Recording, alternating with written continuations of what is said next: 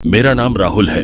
मेरे साथ कई अजीबोगरीब घटनाएं घटी हैं। जब भी मैं अकेला होता हूं तो हमेशा डरा हुआ रहता हूं। कहूं क्योंकि मेरे साथ बचपन में एक घटना घटी। पहली बार ऐसा तब हुआ था जब मैं छोटा बच्चा था। मेरी माँ ने मुझे यह कहानी सुनाई थी। एक बार मैं अपने कमरे में सो रहा था और मेरी माँ रात का खाना बना रही थी। उनके पास बेबी मॉनिटर था ताकि अगर मैं गुस्सा हो जाऊं तो उन्हें तुरंत पता चल जाए।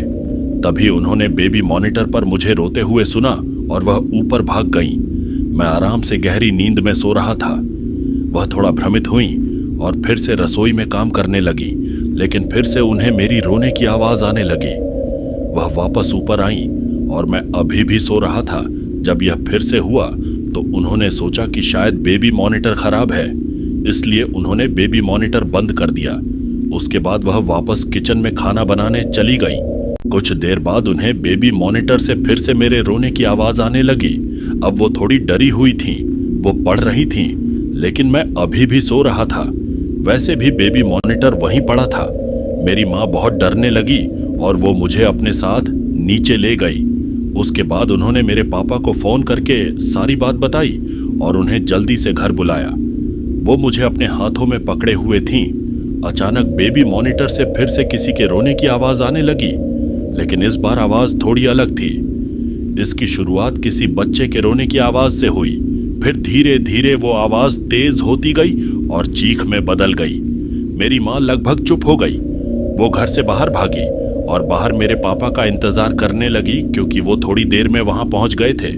इस दिन के बाद 3 साल तक कुछ नहीं हुआ, लेकिन ये तो बस शुरुआत थी। 2012 में जब मैं 4 साल की हुई तो मेरे साथ फिर से कुछ बहुत अजीब हुआ। मेरी माँ ने मुझे बताया कि मैं प्रतिमा के साथ लिविंग रूम में थी। मैं खेल रहा था और मेरे पापा ऑफिस में देर तक काम कर रहे थे। हम खुश थे, लेकिन एक बात फिर हुई। अचानक मुझे एक लंबी महिला काले रंग की ड्रेस में दिखी। मैं अच्छा था, इसीलिए मुझे उसे देखकर डर नहीं लगा और मैंने अपनी माँ से कहा कि यह महिला कौन है। माँ ने मुझसे पूछा कि मैं किस महिला की बात कर रहा हूँ। मैंने कहा वही जो इस कोने में खड़ी है। माँ को लगा कि शायद मैं उनसे मजाक कर रहा हूँ। उन्होंने कहा शरारत मत करो, यहाँ कोई नहीं है। अब मैं थोड़ा डर गया और मुझसे कहा कि माँ मैं कसम खाता हूँ कि हमारे घर के लिविंग रूम के एक कोने में एक महिला खड़ी है। तो माँ भी थोड़ा डर गई, लेकिन उन्होंने मुझे ऐसा नहीं दिखाया कि वह डरी हुई है। उन्होंने एक कदम पीछे हटते हुए कहा कि देखो यहाँ कोई नहीं है, लेकिन मैं उसे अपनी माँ के ठीक पीछे देख सकता था। मैंने उनसे कहा कि वह आपके पीछे खड़ी है और आपको गुस्से से देख रही है। मेरी माँ ने फिर सुना। मैंने अभी अभी अपने पिता से कहा।